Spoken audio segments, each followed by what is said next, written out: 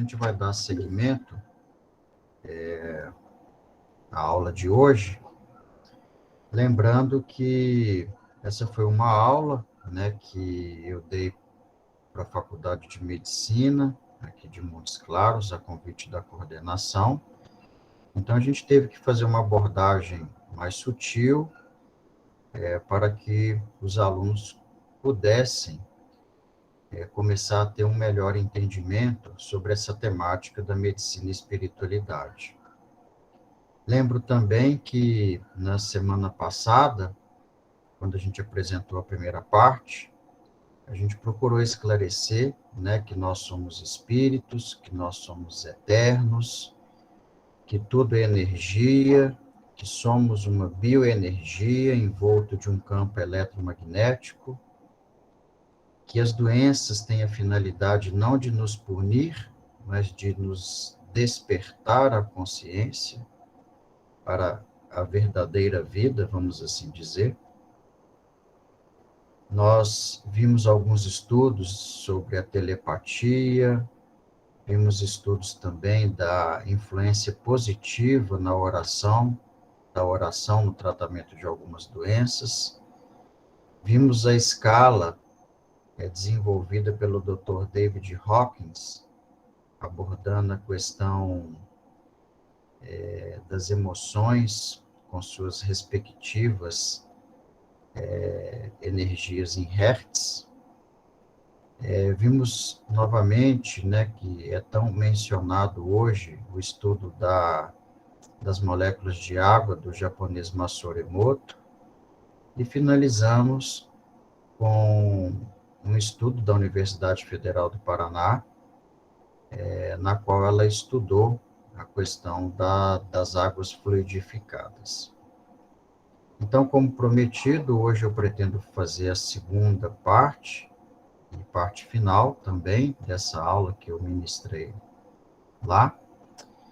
E aí, dando continuidade, a gente vai entrar mostrando que as doenças psicossomáticas, né, que podemos dizer que talvez o médico que tenha chamado a atenção disto pela primeira vez, com certeza foi o Dr. Hahnemann, fundador da homeopatia, mostrando a importância do tratamento dos desequilíbrios psíquicos pela homeopatia, a fim de que isso não culminasse numa doença física mais para frente. Então, hoje nós já entendemos que as doenças psicossomáticas, na realidade, são doenças neuroendócrino-imunológicas. Então, é uma cascata, né? Então, o desequilíbrio da mente, ele gera uma alteração das nossas emoções a nível do sistema nervoso central, como mostrou aquele estudo do português, né? Dr. Damasio, em que ele mostra como que as emoções influenciam determinadas regiões específicas do nosso cérebro, e isso, obviamente, vai levar à liberação de hormônios específicos, né, de acordo com a emoção que nós estivermos sintonizados, e isso vai gerar toda uma cascata de eventos a nível celular. Aqui, chamando a atenção mais uma vez, né, de como que essas energias via chakra, elas afetam o nosso sistema orgânico, né? Então, aqui é um esquema bem básico, chamando a atenção para isso. Então, a harmonia ou a desarmonia das nossas energias, né, elas nos levarão em algum momento à saúde ou à doença. Então, a gente tem que estar o tempo todo atento a essa questão, né?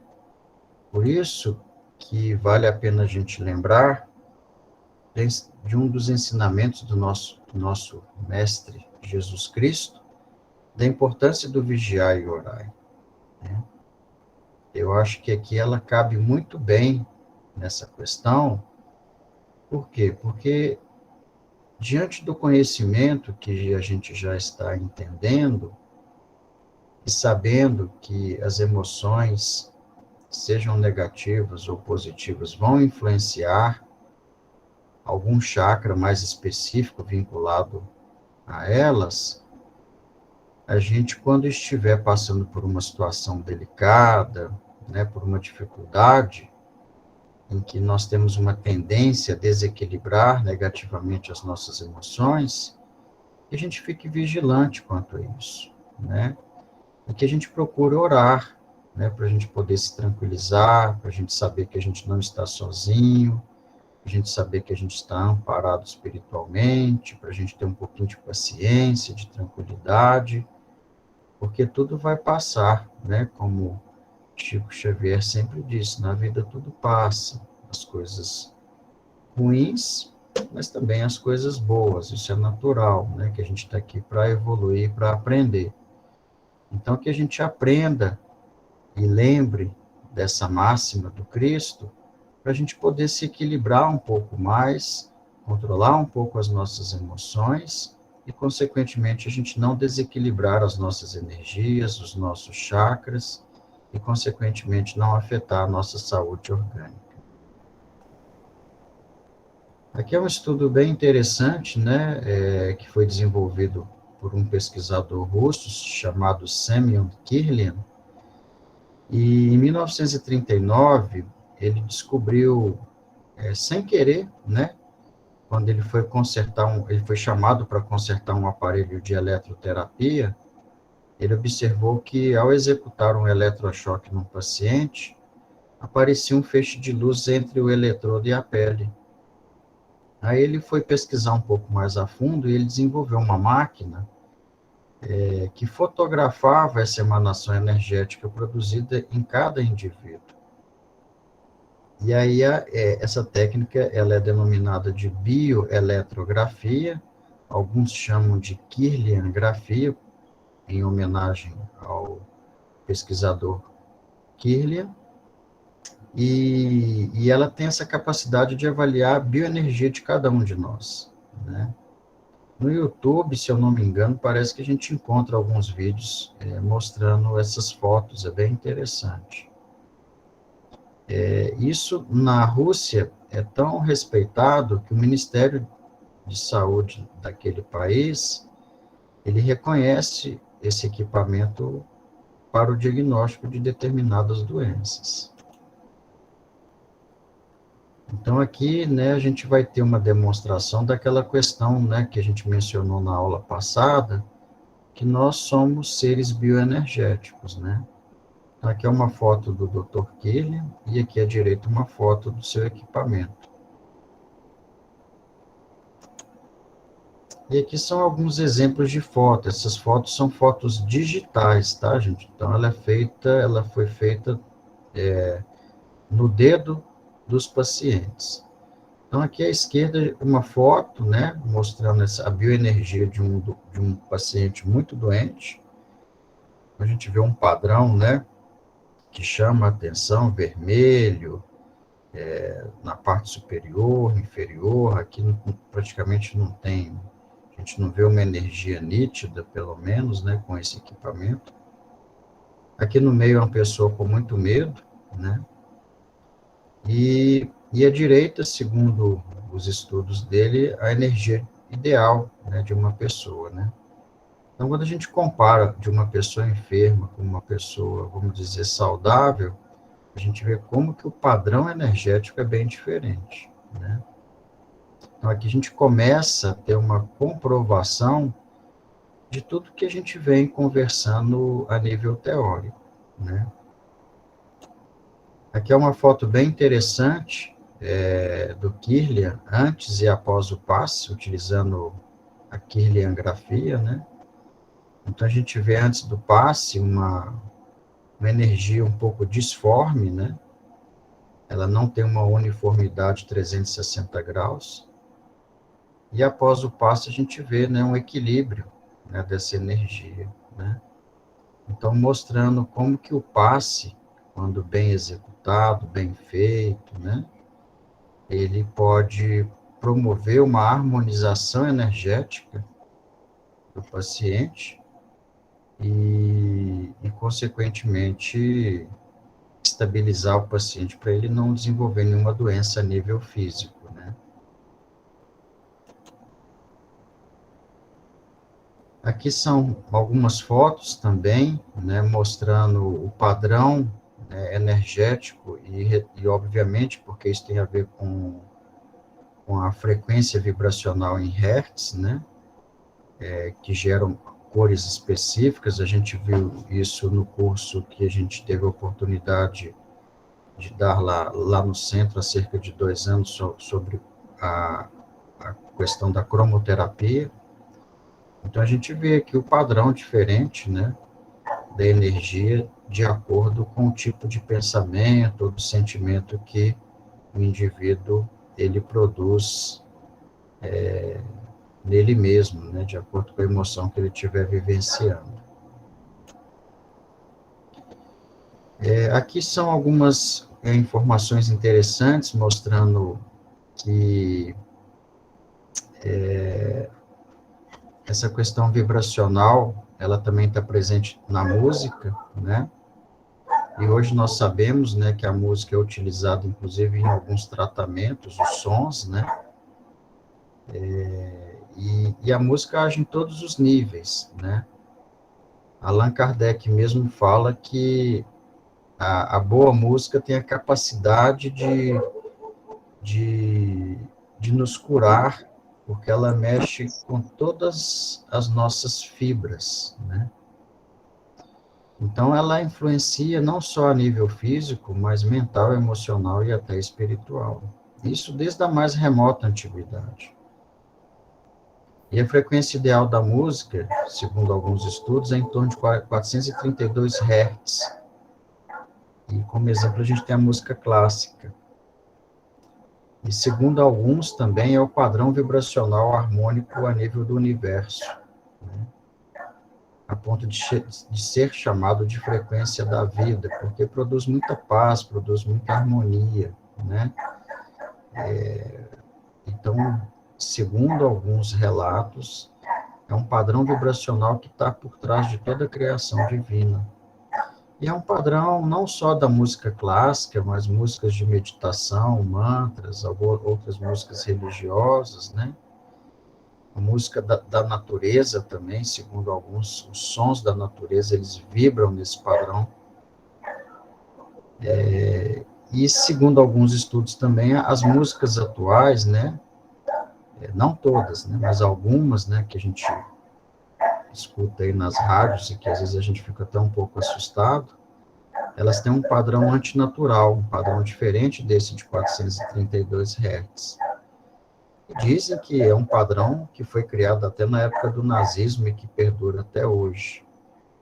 E esse padrão diferente, ele atrapalha todo o subconsciente do ser humano, gerando uma agitação social, agressividade, sofrimento e até doenças físicas.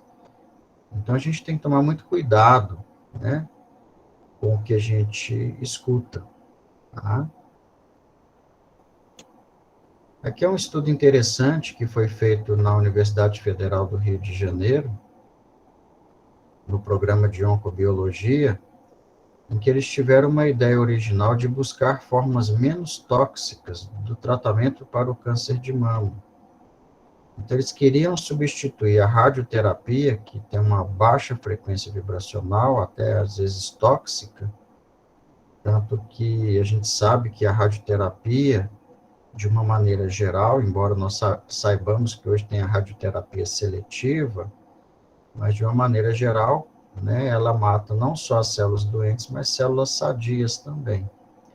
Então, eles queriam descobrir outras frequências na qual pudesse gerar um tratamento menos agressivo, vamos assim dizer.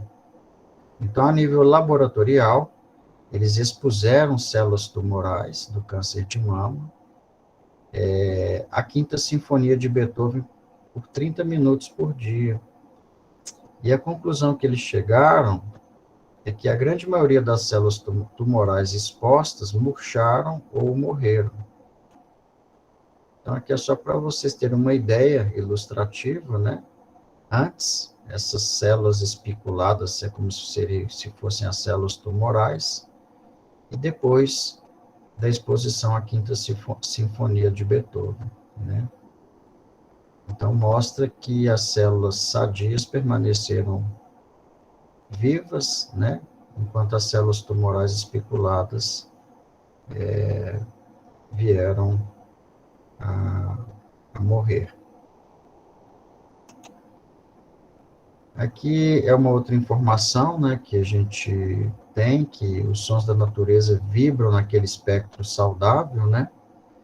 Basta ver que quando a gente faz um passeio, né, pela natureza, faz uma caminhada, ou vai para algum sítio, né, para alguma fazenda, descansar um pouco, a gente volta renovado, né, com as energias renovadas. Por quê? Porque você esteve num ambiente salutar a nível energético. Segundo o espírito Joseph Gleber, né, aqui a gente vai relembrar aquela equação, né, do Einstein, né? Então a gente vai fazer uma analogia a ela, mas segundo o espírito Joseph Gleber, e isso é muito interessante, ele fala que a nossa energia ela é igual à vontade vezes o sentimento, né? Então a nossa energia está diretamente relacionada à vontade e ao sentimento. Por isso que a gente começa a entender que quando a gente tem boa vontade, quando a gente tem um bom sentimento para fazer qualquer coisa, a energia é muito grande. E aí a chance da coisa dar certo é enorme, né? Então nós temos que ter isso em mente, que a nossa energia é diretamente proporcional à nossa vontade e ao nosso sentimento. E vice-versa, né? Quando a pessoa vai fazer algo com muita má vontade ou com um sentimento muito negativo, a energia envolvida ali não vai ser das melhores. Por isso que a gente começa a ver que nós somos totalmente responsáveis pela nossa saúde ou doença. Vai depender de quais as influências que você vai estar cultivando no seu jardim. Se você estiver cultivando boas influências, como amor, meditação, fraternidade, oração, alegria, humildade, entre outras, você vai só atrair saúde para ti. E vice-versa.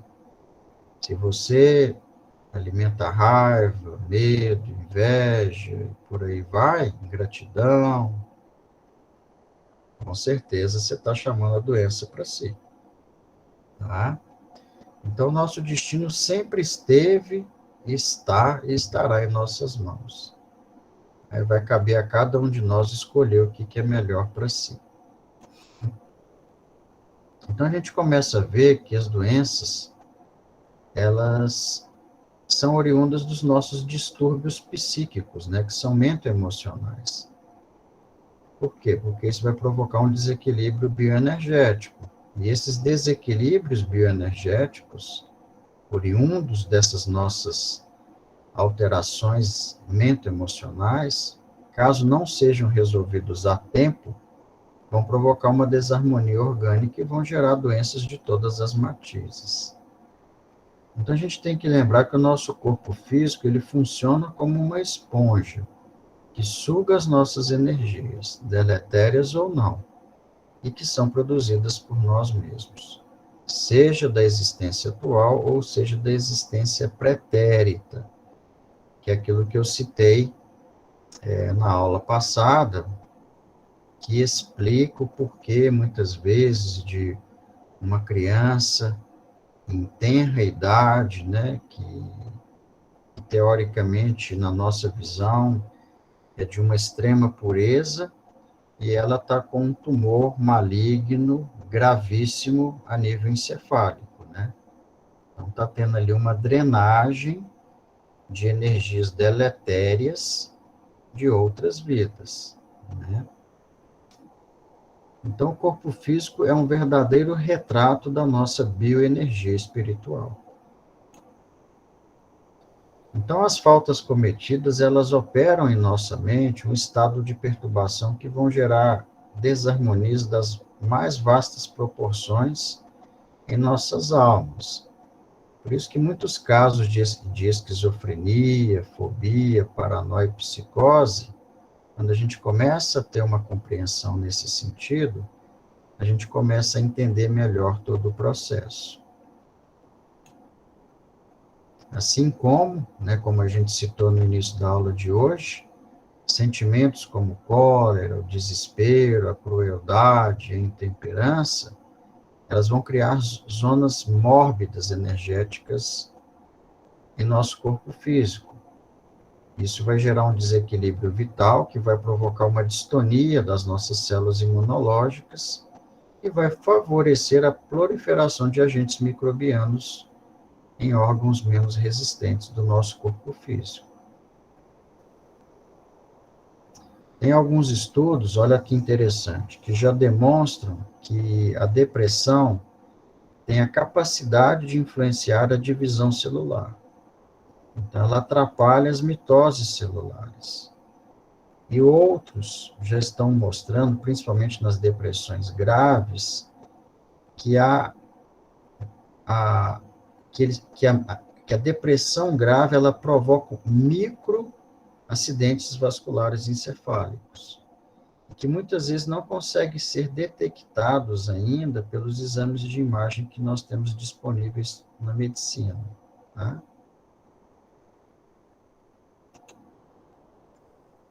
Aqui é um estudo bem interessante que mostra que a homeopatia conseguiu ajudar bastante no tratamento da depressão em alguns pacientes, né?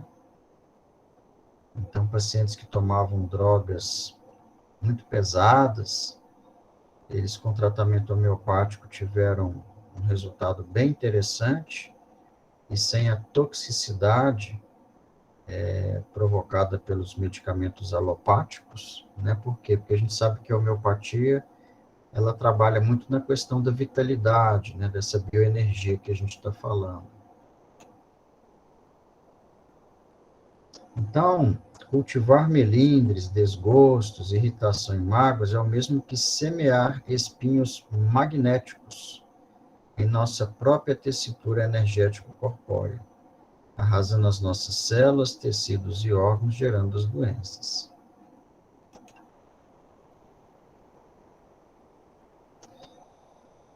E a gente sabe que essas tensões mento-emocionais que nós vivenciamos, né, no nosso dia a dia, se a gente não tiver um controle, elas podem gerar e desencadear um estresse crônico nas nossas glândulas salivares, espasmos estomacais, diminuição da produção do ácido clorídrico. Isso tudo vão gerar perturbações digestivas que a longo prazo pode dar uma colite ulcerativa ou não. Então a gente tem que ficar muito atento a esses quadros que a gente já começa a ver essas alterações. Então toda forte emoção em desequilíbrio é semelhante a uma forte martelada à engrenagem invisível energética. E toda a aflição que a gente muitas vezes vivencia é como uma ferrugem que vai destruindo essa camada nossa bioenergética, prejudicando o adequado funcionamento do nosso organismo. Então, pensamentos, sentimentos e palavras negativas adoecem um corpo ainda saudável, ou se ele estiver doente, ele se agrava. Então, como diz Emmanuel, né, quantas enfermidades pomposamente batizadas pela ciência médica não passam de estados vibracionais da mente em desequilíbrio? Tanto que André Luiz, ele já nos orienta que as doenças oncológicas pediátricas, olha só que interessante, né? A gente comentou sobre essa questão há poucos minutos. São oriundas de padrões energéticos desequilibrados de outras vidas, que durante a formação do corpo carnal atual, alteram o padrão vibracional do DNA, gerando uma proliferação desordenada de células em determinada região do corpo físico e produzindo a doença chamada câncer. Então, vocês observam que tudo que a gente planta, a gente colhe, seja na nossa atual existência ou futura. Então, a gente tem que, desde já, mediante esse conhecimento que a gente vai tendo, de tomar muito cuidado, nos policiar o tempo todo, o que a gente está pensando, o que a gente está falando, o que a gente está fazendo. Porque cada um é herdeiro de si, como já dizia Joana de Ângeles para Divaldo Franco. Aqui o espírito Joaquim Murtinho, citando que a maior causa das alergias é oriunda da postura emocional inadequada. Olha só que interessante. Da não aceitação de algum aspecto existencial atual que gera um desequilíbrio energético e altera a imunidade do indivíduo. Então, insatisfação na família, no trabalho e por aí vai. Então, os processos enfermiços pelos quais passamos não acontecem por acaso. E existe sempre algo precedente à matéria que ainda foge à nossa completa compreensão. Já reconhecemos que somos os grandes responsáveis pelas nossas doenças e curas. Vivemos na lei de causa e efeito, que é uma lei universal. Então, isso não é uma lei exclusiva do planeta Terra. Isso é uma lei de todo o universo, tá? Então, tudo que estiver em sintonia vibracional com o nosso mundo interior será atraído por nós. Desde pessoas, situações, até doenças. É a questão do magnetismo, né? Aqui é um estudo interessante. Esse estudo foi publicado há pouco tempo por um médico oftalmologista indiano, em que ele mostrou que a meditação, olha que interessante, tem a capacidade de reduzir a pressão intraocular do olho e, consequentemente, ajudar no tratamento do glaucoma. Tá? E aqui é um caso de uma paciente minha que, na época, eu estimulei ela a praticar meditação. Ela é uma paciente muito ansiosa, muito nervosa, ela tem um glaucoma avançado, né? Então, toda essa região escura é o dano que o glaucoma já tinha provocado no olho dela. E aqui acima, tanto no olho direito quanto no olho esquerdo, é o padrão do campo visual dela. E depois que ela começou a praticar meditação, depois de alguns meses, ela voltou no consultório, eu repeti o campo, e a gente observa que tanto no olho direito quanto no olho esquerdo houve uma melhora do campo de visão dela. Aí vocês poderiam perguntar, a doença melhorou? Provavelmente não, nesse caso específico do glaucoma, tá? Porque até o momento, o dano de glaucoma ele é irreversível. Mas provavelmente a paciente fez o exame com mais tranquilidade. E aí o resultado do exame foi muito melhor, o que nos deixou muito contentes, mostrando que, apesar da gravidade, o campo de visão dela é melhor do que nós imaginávamos. Aqui são estudos mostrando sobre a importância da meditação, tá? Um estudo mostrando os benefícios que ela trouxe nos pacientes portadores de doenças neurodegenerativas. Aqui é um outro estudo muito interessante realizado no Brasil, mostrando como que muda, né, o padrão energético do cérebro antes e depois da atividade meditativa, né? A gente vê um cérebro mais frio, mais calmo, né, mais sereno, né? Isso, consequentemente, vai influenciar, lembrando daquela cascata mento-endócrino, né? Que um cérebro assim, você vai ter um equilíbrio, né, na liberação dos hormônios para o seu organismo, né? Então, isso vai te deixar mais tranquilo, mais calmo, né?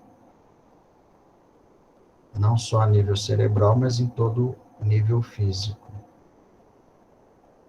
Aqui é um trabalho muito interessante, uma meta-análise, né? Então, é um estudo que que foi investigado vários trabalhos para fazer uma análise, trabalhos científicos, e eles concluíram que a yoga, nas pacientes portadoras de câncer de mama, trouxe muito benefício para as pacientes, principalmente a nível psicológico, tá?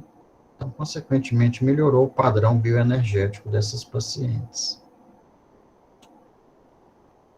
Então, essa frase do Joseph Murphy, ela é muito verdadeira, né? Mude os seus pensamentos e você mudará o seu destino. Agora, é preciso, isso aqui a gente tem que compreender, tá? É preciso que haja um grande desejo de mudança do doente que quer ser curado, tá? Infelizmente, a gente ainda observa muitos doentes que gostam de ser doentes, por vários motivos, tá? Então, essa mudança desse padrão mental de você querer ser outro, né? Ela permite não somente uma sintonia e ressonância com uma fonte vibracional energética da cura, mas o principal, né? Uma mudança desse padrão emocional que vai gerar toda uma mudança energética e, consequentemente, orgânica no seu corpo. É o que a física quântica hoje denomina de salto quântico da cura. E assim se processava, né, com todos os doentes curados que eram tocados por Jesus, né? E se nós lembrarmos, né, sobre as curas de Jesus, ele realizou 35 milagres, dos quais 22 foram curas de doenças físicas, né? Lembrando, viu, gente, que sim, alguns dos que foram curados voltaram a adoecer, tá? Porque eles permaneceram nos equívocos. E por isso que Jesus sempre falava, ó, a tua fé te curou, porque a pessoa quis ser curada, tá? Então é fundamental que o doente saia da situação de perturbação mental para uma reorientação energética emocional. Por isso que a gente tem que vigiar diariamente tudo que a gente acabou de comentar, pensamento, sentimento, palavras, ações, a fim de que a gente não caia em desequilíbrio, tá? E a importância da meditação e da oração nesse sentido é fundamental, porque é pela meditação e pela oração que a gente consegue se equilibrar. Se a gente fizer uma análise, né, da tua fé te curou, fé em latim significa fidelidade, né? E pecado em hebraico, ratá, significa errar o alvo. Então, a pessoa que pratica maldade em qualquer nível com o próximo, ela vai estar direcionando toda a sua energia para o alvo errado, né? Como já diz aqui, ó, pecado, errar o alvo.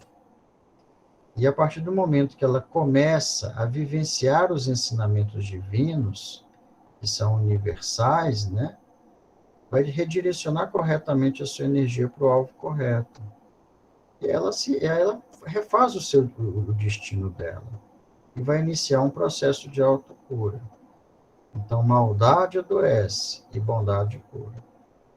Por isso que Divaldo Franco fala, ele não teme ninguém que faz mal para ele, porque ele sabe que o universo vai tomar conta daquela pessoa, né? Porque é isso aí, é uma lei universal, né?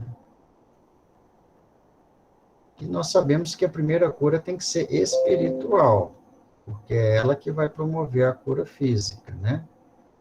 Por isso que tem um oncologista, que eu não me lembro o nome, ele é espírita também, que ele dizia que ele já tinha assinado atestado de óbito para pessoas curadas e já tinha dado alta do consultório para pessoas ainda doentes.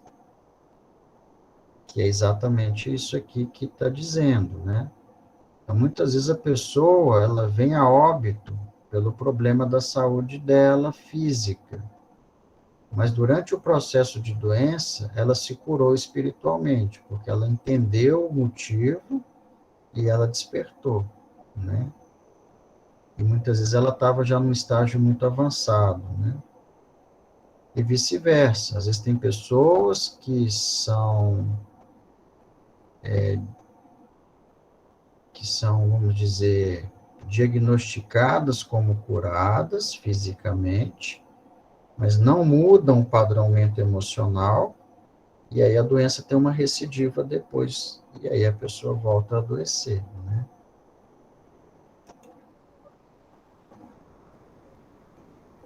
Aqui é uma análise de uma metáfora de uma das curas de Jesus, muito interessante. Quando ele curou o cego de Betsaída, ele disse para o doente: retorne para sua casa, mas não volte para sua aldeia. É uma frase que, no primeiro momento, ela soa estranha, né? Porque como a pessoa vai voltar para casa, mas sem voltar para a aldeia dele, né? Mas se a gente for fazer uma análise mais minuciosa, e como Jesus falava com metáforas, o que ele quis dizer aqui para o doente? Volte para sua casa, mas não retorne para aqueles hábitos inadequados que você tinha lá na sua cidade, na sua aldeia ou em sociedade, né? Então, mudar o estilo de vida em todos os sentidos, né? Então, se não mudar, não tem jeito. É que um professor meu de homeopatia fala, o tratamento homeopático, ele não transforma o diabo em santo. Por sua vez, ele equilibra o diabo para que ele possa refletir em como virar um santo, escolher bons caminhos, né? Fazer uma autoanálise, o autoconhecimento com serenidade e se propor a seguir um novo caminho, né? Então, a oração, a meditação e, principalmente, né, a vivência desses ensinamentos morais que a gente já vem conversando a longa data, eles auxiliam na recanalização correta das nossas energias. Isso vai gerar cada vez mais saúde, tanto a nível mental, emocional, quanto física. Então, curar significa elaborar novas criações mentais, transformar as vibrações dos sentimentos, renovando e reorganizando a malha espiritual.